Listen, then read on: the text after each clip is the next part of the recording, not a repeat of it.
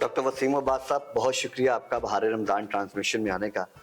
ماشاءاللہ سے بہار رمضان ٹرانسمیشن میں آپ کے جو جوابات ہیں، جو آپ بتا رہے ہیں، مختلف سوالات کے جواب، وہ ہمارے آڈینس تک پہنچ رہے ہیں اور بہت اس کی جو ہے نا پاسداری بھی کی جا رہی ہے، اور آگے سے بھی ہمارے پاس سوالات آ رہے ہیں جو کہ انشاءاللہ ہم آنے والے سیگمنٹس کے اندر آپ کے ساتھ کریں گے۔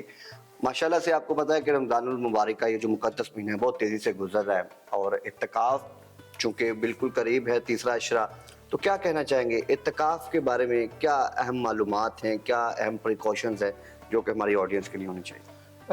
بہت شکریہ آپ کا کہ آپ نے انوائٹ کیا۔ اعتکاف کا جو پرپز ہے اس پر ہم بات کر لیتے ہیں۔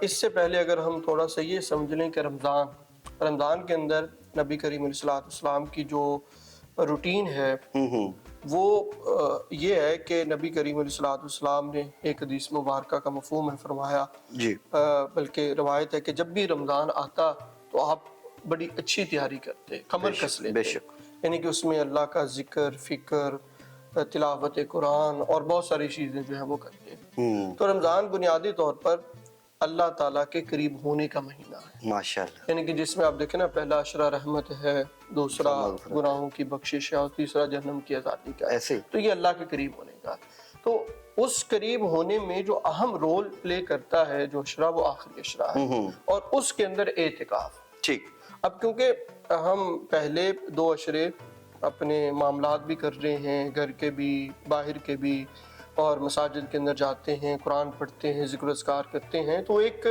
بٹا ہوا کام ہے، یعنی کہ ہم اپنے دنیاوی کام بھی کر رہے ہیں اور اللہ کے ساتھ بھی جڑے ہوئے ہیں۔ لیکن اعتکاف میں آ کر انسان اپنے آپ کو خاص کر لیتا ہے اللہ تعالیٰ سے جڑنے کے لیے۔ ٹھیک، تو یہ بنیادی طور پر اس کا پرپز ہے۔ ٹھیک، اور پھر اعتکاف کا جو دوسرا پرپز ہے وہ ہے لیلۃ القدر کی تلاش۔ سبحان اللہ۔ اور لیلۃ القدر کی جو تلاش ہے وہ بھی بنیادی طور پر اللہ کے قریب ہونے کا ہی ایک پیش خیمہ ہے۔ بے شک، کہ کہا گیا کہ یہ 1000 مہینوں سے جو ہے افضل رات ہے۔ تو نبی کریم علیہ الصلوۃ والسلام نے ہمارے لیے یہ آسانی فرما دی کہ آپ نے اعتکاف پورے مہینے کا بھی کیا اور لیلۃ القدر کی تلاش کے لیے۔ اعتکاف کا بنیادی مقصد آپ کہہ سکے تو لیلۃ القدر کی تلاش ہے۔